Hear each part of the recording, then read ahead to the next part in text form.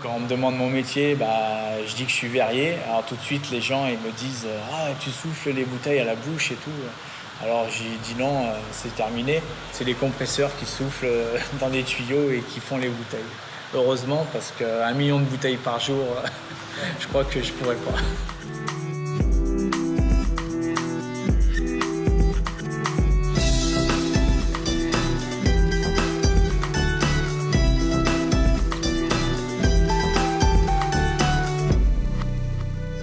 Jamais on s'imagine quand on fait une soirée ou un apéritif avec des amis que la bouteille représente autant de travail.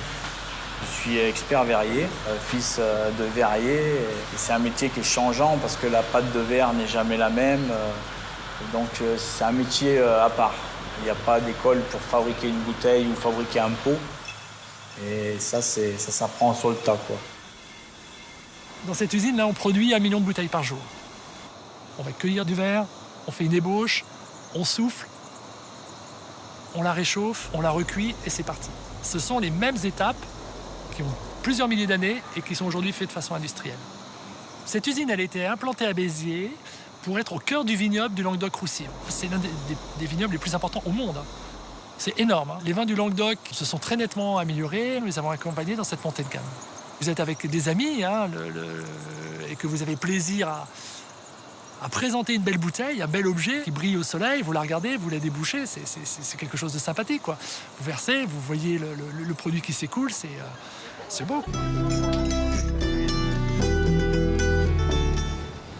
Nous sommes à l'entrée du site de Lagneux, spécialisé dans la production des pots en verre.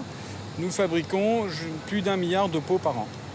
Donc une verrie, c'est de la matière première vitrifiable. On retrouve du sable, de la soude, du calcaire, du verre récupéré. Tout ce mélange est mis dans un four qui viendra fondre le verre autour de 1500 degrés. Et ce verre sera transporté vers des machines de formage qui fabriqueront les pots. On génère à peu près en direct autour de 350 emplois. Nous travaillons 24 heures sur 24, 365 jours par an. Et nous voulons nous assurer que la sécurité est le premier souci de l'ensemble des personnes qui travaillent dans l'entreprise. Nous sommes à la recherche, bien sûr, d'arriver à avoir aucun rejet à l'extérieur de notre site. Donc le calcin, c'est du verre recyclé, qui est de bonne qualité pour nous, pour être intégré dans le four. Le calcin, il va permettre de faire fondre le verre à plus basse température, de consommer moins, de rejeter moins de CO2. Ouais, donc de dépenser moins d'énergie. Ouais. Tous les articles qui seront produits seront contrôlés unitairement par différentes machines qui ont été développées spécifiquement pour contrôler ces articles.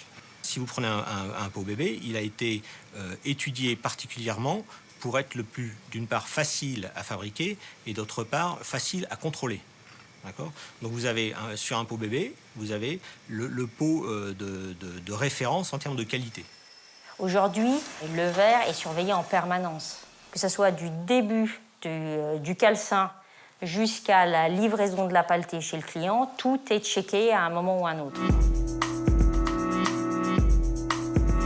La fabrication du verre, c'est quelque chose de fascinant. Vous sortez une goutte de verre, de cette goutte de verre, vous faites des flacons, des bouteilles.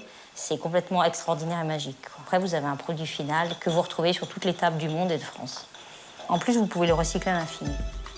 C'est un super matériau, quoi.